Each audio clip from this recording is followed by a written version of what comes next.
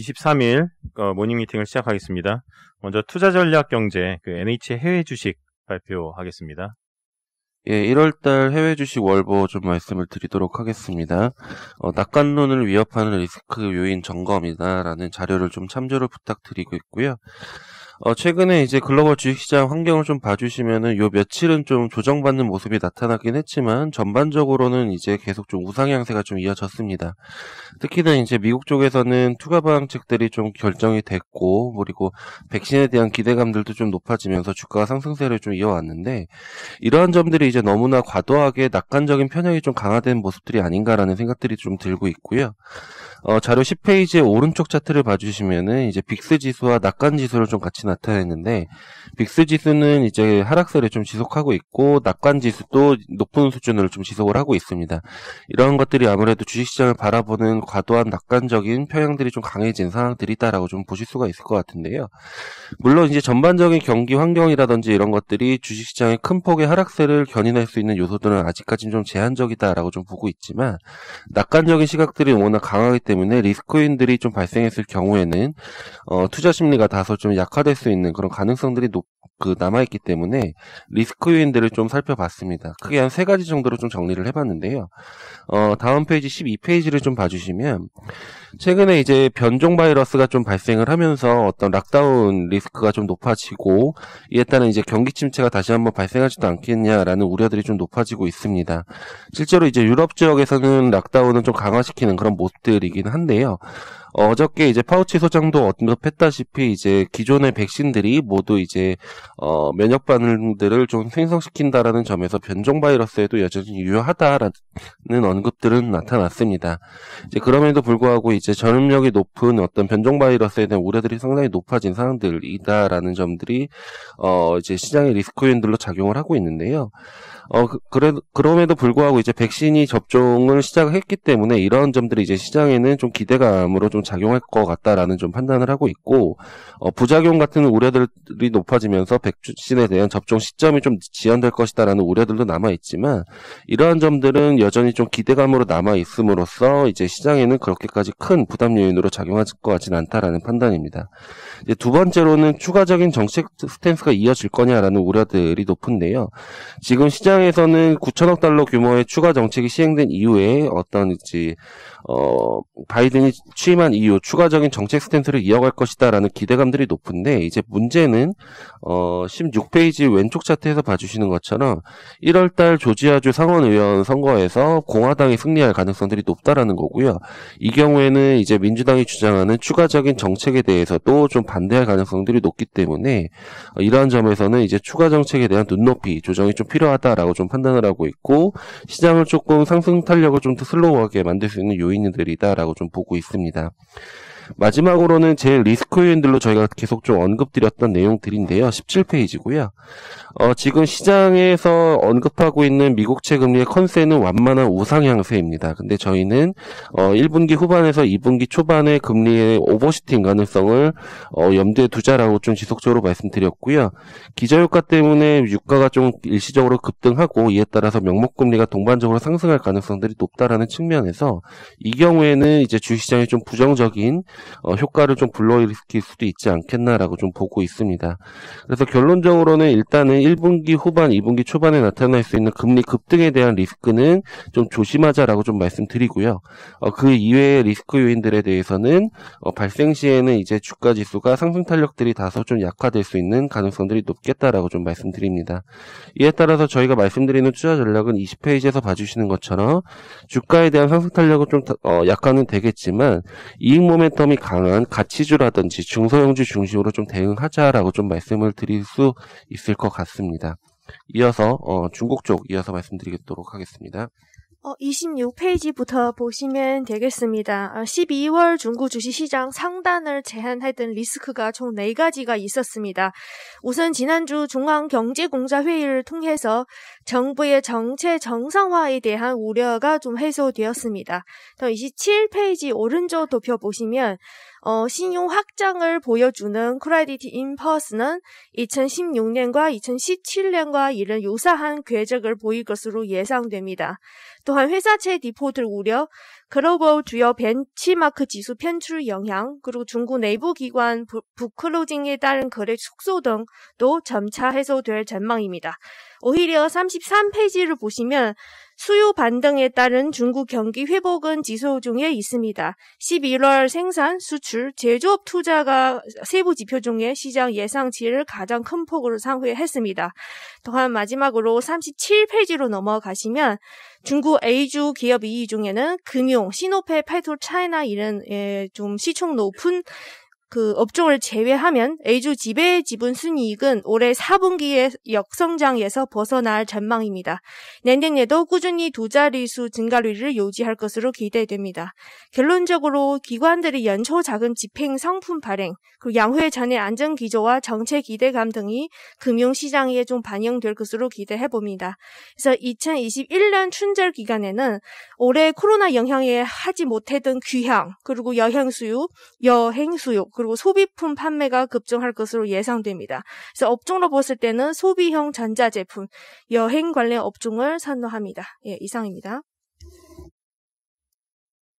네, 이어서 72페이지부터 보시면 될 것 같고요. 저희가 이제 관련해서 종목 추천을 하고 있는데, 일단 이번 달의 투자 아이디어는 글로벌 경기 회복하고 중국 춘절 소비 기대라는 제목을 달았고요. 72페이지에는 앞서서 두 연구원이 말씀하신 그런 이제 매크로 관점에, 전략 관점에 비해서 저희가 미국 쪽에서는 경기 민감 가치주와 중소형주 중에 이익 모멘텀 개선되는 종목들, 중국은 소비 촉진 정책 관련주와 춘절 수요 증가 기대주들을 모아놨습니다. 종목별로는 미국에서는 농기계 업체인 디어라든가, 그다음에 페인트 업체인 셔윈-윌리엄즈, 그다음에 투자은행인 JP모건 체이스 등을 추천을 했고요. 중국에서는 이순정밀이나 샤오미, 비아적 등, 그리고 상해항공이나 동방항공 같이 춘절 때 이동 수요도 기대되는 점에서 편입을 했습니다. 74페이지로 가시면 저희 글로벌 스탁스 10 추천하고 있는 종목들 수익률을 저희가 제시를 하는데 2020년 연간으로 보면 하고 54% 정도의 수익이 나서 MSCI 월드 대비해서는 약 40%포인트 아웃퍼폼을 했고요.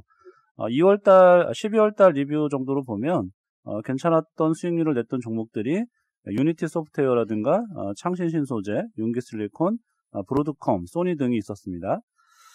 77페이지에 보시면 저희가 1월달 추천 종목이 제시되어 있는데요. 앞서서 탑다운 관심 종목과 많이 겹치는 종목들도 있습니다.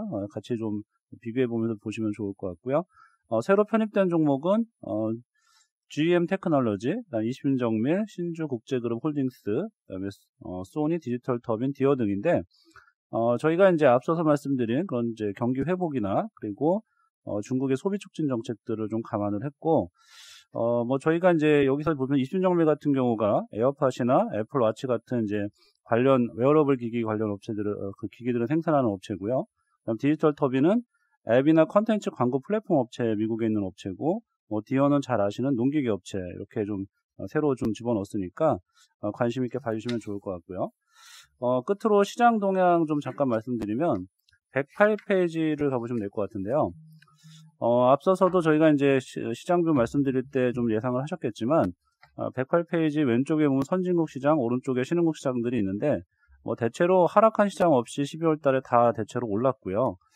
특히 이제 일본이나 미국이 선진국에서는 좋았고 신흥국에서는 브라질, 인도네시아, 베트남 등이 좋았습니다.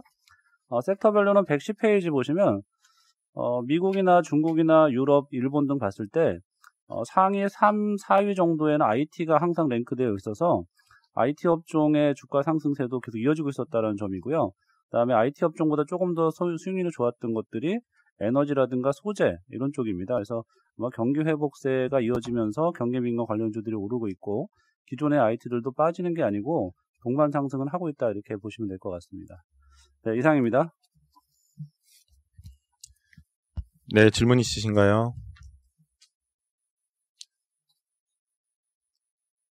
네, 질문 없으시면 산업기업 분석으로 가겠습니다.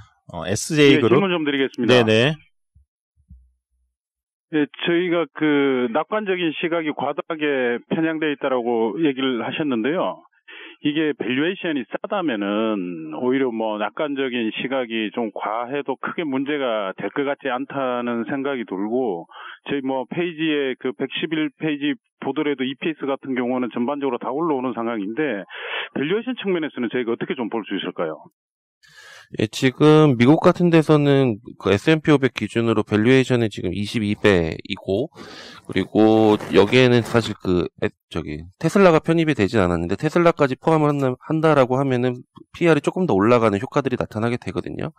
그래서 이제, 올해 최고 선행 PR이 한 23배 수준이기 때문에 사실 과도하게 지금 밸류에이션이 높아진 상황들은 맞습니다. 물론 여기서 연준이 여전히 완화적인 스탠스를 언급했기 때문에 버블이 깨질 가능성들은 상당히 제한적이다라고 좀 보고 있지만, 말씀드린 바와 같이 저희가 1분기 후반에서 2분기 초반 정도 되면은 이제 금리가 상승할 가능성들이 높아요. 그러면은 이제 밸류에이션에 대한 어떤 부담들이 다시 한번 언급이 될 가능성들이 높고요.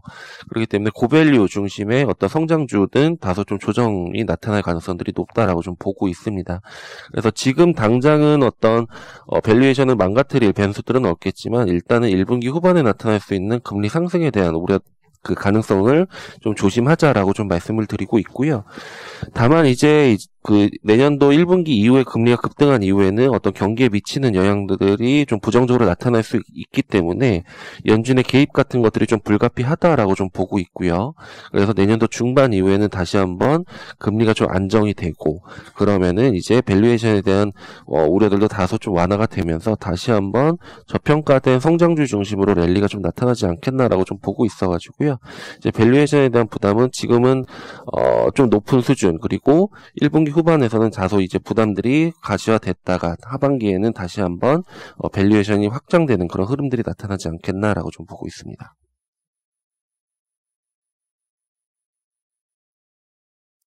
추가적인 질문 있으신가요? 이어서 산업기업 분석으로 가겠습니다. SJ그룹 백준기연구원입니다. 네, SJ그룹 말씀드리겠습니다. 당사에서 작년 말에 이제 상장을 시켰던 회사고요.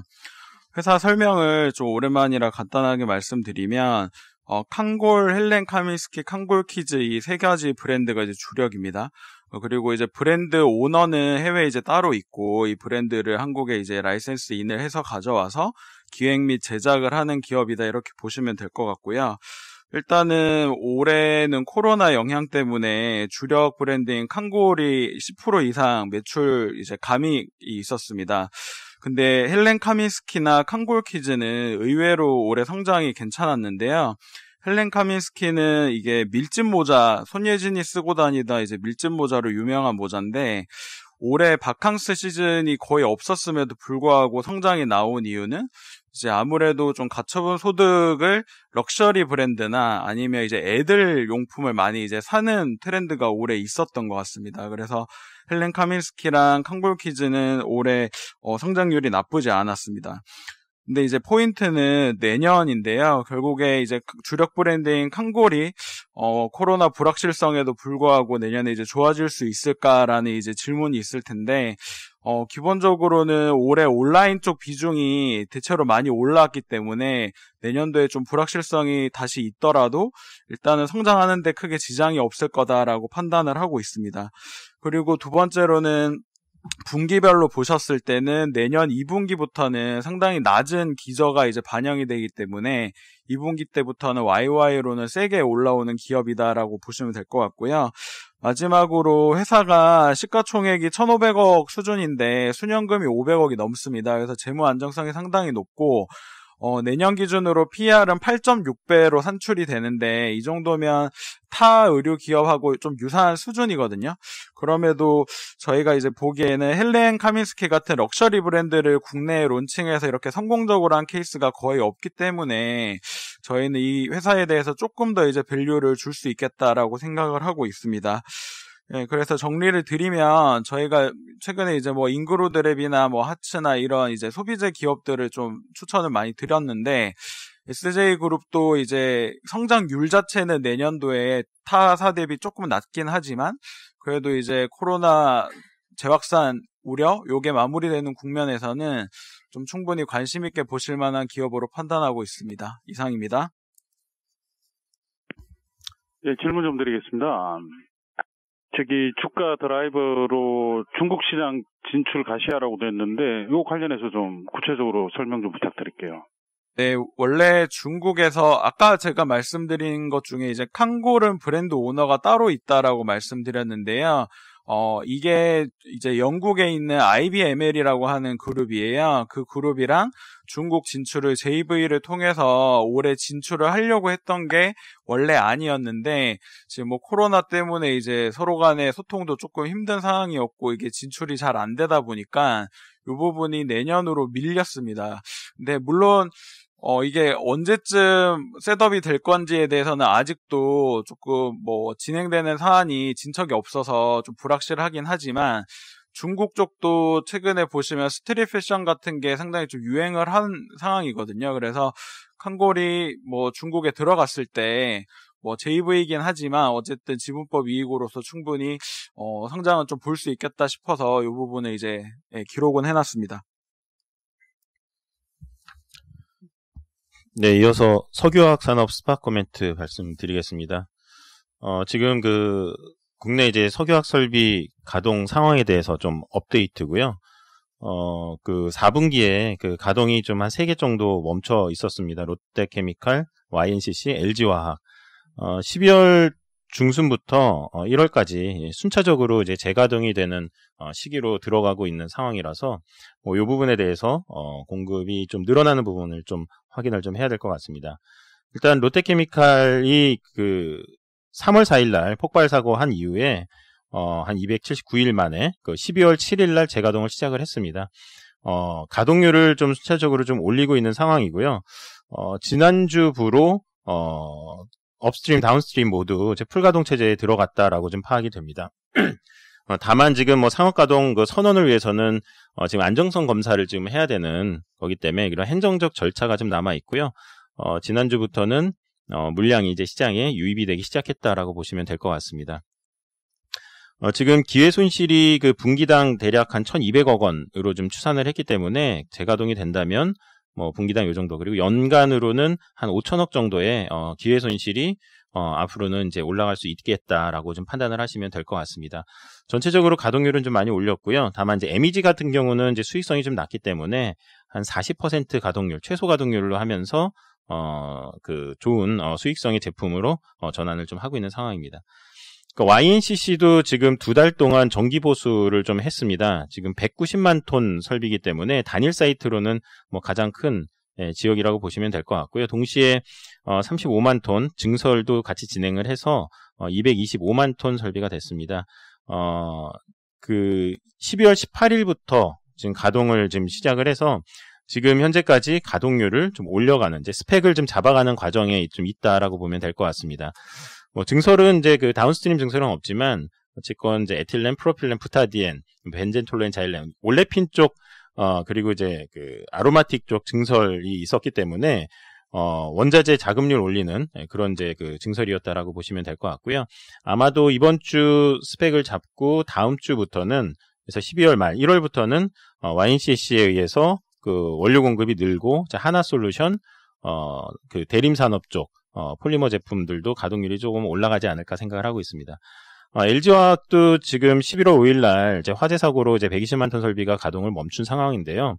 한 70일 정도 회사에선 보고 있습니다. 그래서 1월 중순 재가동을 목표로 그러면 이제 1월 하순부터는 이제 상업 가동이 되면서 물량이 좀 나오는 상황입니다.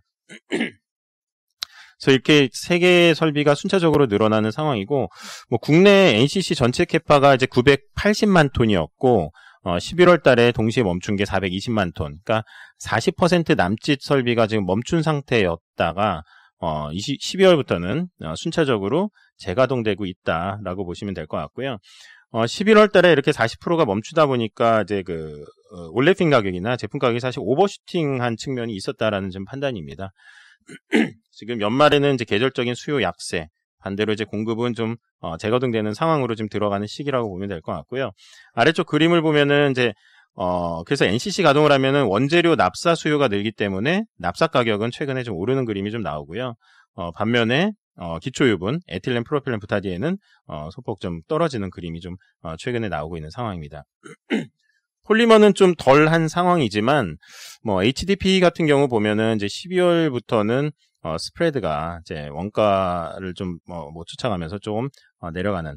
그래서 11월 달에 이제 그 스프레드 급등은 이제 오버슈팅이었다라고 사실 보고 있고요. 이게 뭐 앞으로 계속될 시황은 아니다.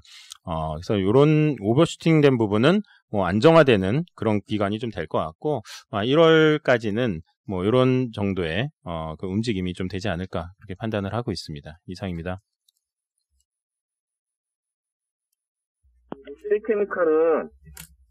롯데케미칼은 어찌됐든 올레핀 계열이 중요하잖아요. 실적이나 이런 측면에서. 그 내년에 올레핀 쪽 이익이 어느 정도 될지 좀 코멘트 부탁드립니다. 네, 그 올레핀이 사실은 뭐 가장 중요합니다. 폴리머도 이제 올레핀 사업부에 지금 속하기 때문에 뭐 이게 가장 좀 중요한데, 내년도 저희 추정치 이제 9천억 원으로 지금 제시를 좀 해놓은 상황입니다. 그러니까 이 기저효과에 의해서 올라가는 게 뭐 한 5천억 정도라고 지금 말씀을 좀 드렸었고요. 그리고 이제 다른 그 여수에 있는 공장에서 나올 수 있는 부분도 뭐 그 정도 규모를 본다면 한 9천억 정도로 좀 예상을 합니다. 올해 같은 경우는 1분기에 이 그 재고평가 손실, 그리고 이 그 악화된 시황, 그리고 이제 공장 폭발 사고 때문에 올해는 대략 한 2천억 원 정도 좀 본 상황이라서 기저효과는 확실히 좀 있는 상황입니다. 다만 그 11월 달에 이 전반적인 이제 시황을 오버슈팅해 놨던 부분이 사실 이제 그 전반적으로 그런 부분들은 좀 안정화되는 과정을 좀 만들지 않을까 생각을 하고 있습니다. 질문 좀 드리겠습니다.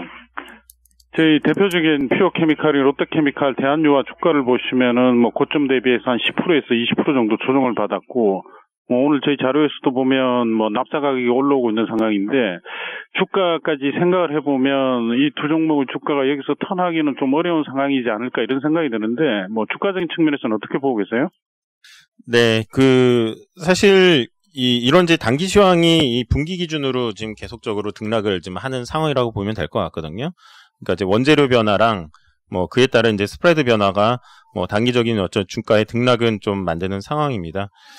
지금 뭐 말씀드렸던 것처럼 뭐 이전에도 레포트에서 말씀드렸던 11월은 오버슈팅이고 12월, 1월은 재가동하면서 스프레드가 좀 그런 부분은 안정화된다 계속 말씀을 드렸고요. 주가는 이제 그런 부분에 좀 반영을 좀 하는 것 같습니다. 다만 이게 지금 앞으로 좀 저희가 12개월 포워드 주가, 그리고 뭐 6개월 앞에 이제 주가를 보면은 결국에는 그 코로나의 이제 변수를 좀 계속적으로 좀 봐야 될 것 같아요. 이게 계속적으로 지속이 된다면 공급 그 재가동이 이제 소화가 된 이후에는 다시 시황이 지금 강하게 움직일 수가 있거든요. 그래서 지금 요게 결국에는 뭐 팔아야 되는 뭐 그런 이제 이슈라기보다는 뭐 단기적인 어떤 주가의 움직임, 변동성 뭐 이렇게 좀 보고 있어서 일단 1월까지는 이제 요런 이제 공급 과잉의 어떤 공급 증가의 그 요인을 좀 봐야 되겠지만, 뭐 그 이후로는 사실은 크게 이제 뭐 시황이 지금으로부터 이제 뭐 수요나 이게 크게 변하지는 않을 것 같아요. 그래서 그렇다면은 이제 주가는 그 시점부터는 다시 좀 채워가도 되지 않을까 이렇게 생각을 하고 있습니다.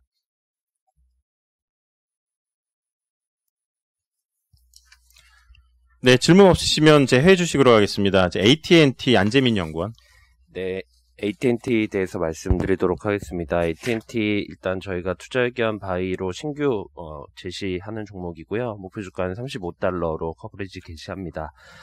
아시겠지만 AT&T는 일단 미국에서 무선통신 가입자가 한 1억 7천만 정도 되고요. IPTV가 한 1,700만 명, 그다음에 초고속 인터넷 1,400만 명, 그다음에 또 하나의 큰 사업부로는 예전에 이제 워너브라더스라는 이제 워너브라더스를 포함해서 워너미디어 사업을 이제 영위하고 있는 통신과 미디어의 이제 융합이 된 회사다라고 판단하시면 될 것 같습니다. 통신은 뭐 꾸준히 이제 안정적인 실적이나 이런 것들을 담보를 하고 있어요. 근데 그에 비해서 특히 2020년도에 주가가 좀 많이 하락을 했던 부분들이 이제 워너미디어 관련된 부분들입니다. 이 워너미디어가 이제 아무래도 기본적으로는 이제 광고나 그다음에 방송이나 이런 부분들이 이제 연결이 되어 있는데요. 아무래도 코로나 상황으로 인해서 영화나 이런 것들이 거의 개봉을 못했던 상황들인데, 이런 부분들로 실적이 좀 많이 감소를 했었습니다. 근데 이제 21년도에 조금씩 회복세를 본다라고 하면 이런 부분들이 조금 실적에는 긍정적인 부분들이 있을 거다라고 판단하고 있고, 이런 부분들이 21년에 큰 폭의 실적 성장을 담보하기 때문에 저희가 일단 투자 의견 바이의 목표주가 35달러를 제시합니다. 일단 통신사업은 자료 7페이지 한 번만 봐주시면, 꾸준히 이제 실적은 안정적인 구간에 들어왔고요. 그 다음에 최근에 이제 아이폰 12하고, 미국에도 이제 3.7GHz 주파수가 할당이 됐고, 이거와 관련해서 이제 투자나 이런 것들이 좀 진행이 될 거고요.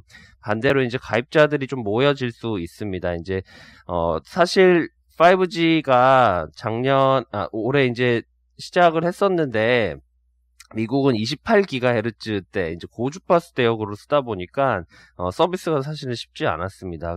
그랬는데 이제 저주파수 대역으로 올라왔기 때문에 아무래도 이제 4G에서 5G로 전환되는 이 수요들이 조금씩 늘어날 거다라고 저희는 판단하고 있고요.